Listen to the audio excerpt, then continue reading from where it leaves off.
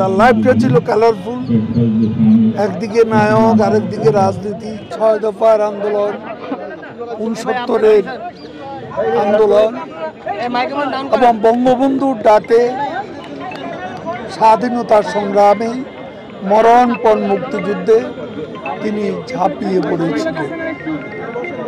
একজন নায়ক, চলচ্চিত্রের এবং জনপ্রিয় একজন নায়ক।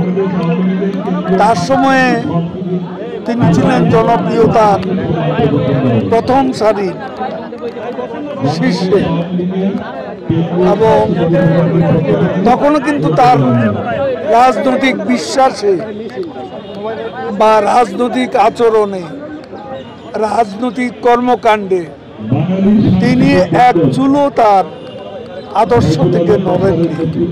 মুক্তিযুদ্ধের চেতনা ধারণ করে গেছে, বঙ্গবন্ধুকে চেতনা ধারণ করে গেছেন এবং আদর্শের প্রশ্নে চিত্রনায়ক ফারুক, পরবর্তীতে মাননীয় সংসদ সদস্য, তিনি ছিলেন অবিচল, অনড়, পাহাড়ের মতো অটল। তিনি আদর্শের প্রশ্নে আপোষহীন ছিলেন।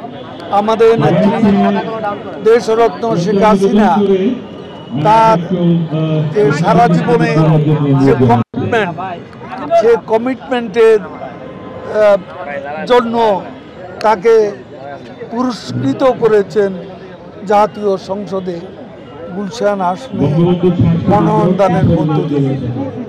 কিন্তু ভাগ্যের নির্মম পরিহাস, তিনি এলাকাবাসীর জন্য কিছু করার সময় তিনি পাননি।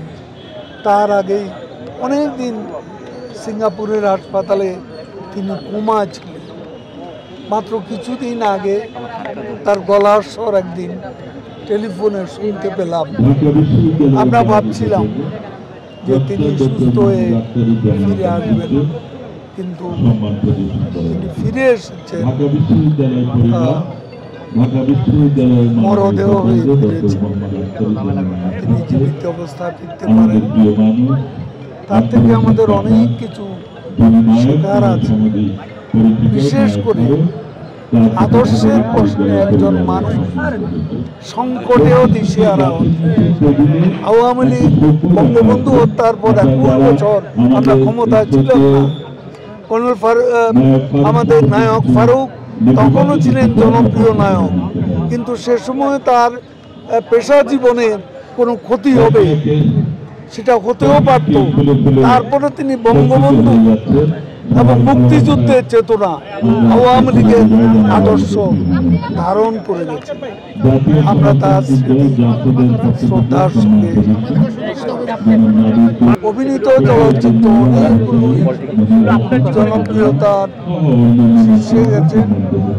আমি পার্টিকুলারলি কোনটা বলবো না, বেশ কয়েকটা চলচ্চিত্র দেখেছি এবং ভালো লেগেছে। ভালো লাগার মতোই তিনি তখন নায়ক ছিলেন, সত্যিকার অর্থেই একজন নায়ক ছিলেন। তার লাইফটা ছিল কালারফুল, একদিকে নায়ক আরেকদিকে রাজনীতি এবং মাঠে রাজনীতি, সক্রিয় রাজনীতি তিনি করেছেন। কেউ কেউ তো সাপোর্ট করে, শিল্পীরা সাধারণত সাপোর্ট করে, কিন্তু সরাসরি চিত্রনায়ক ফারুকের মতো রাজনীতির মাঠে আমরা এমন কোনো নায়ককে এভাবে দেখি।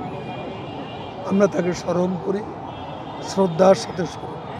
সংবাদ, ফিচার ও অনুষ্ঠানের জন্য ভিজিট করুন সংবাদ প্রকাশের ওয়েবসাইট এবং যুক্ত থাকুন ফেসবুক পেজ ও ইউটিউব চ্যানেলের সঙ্গে।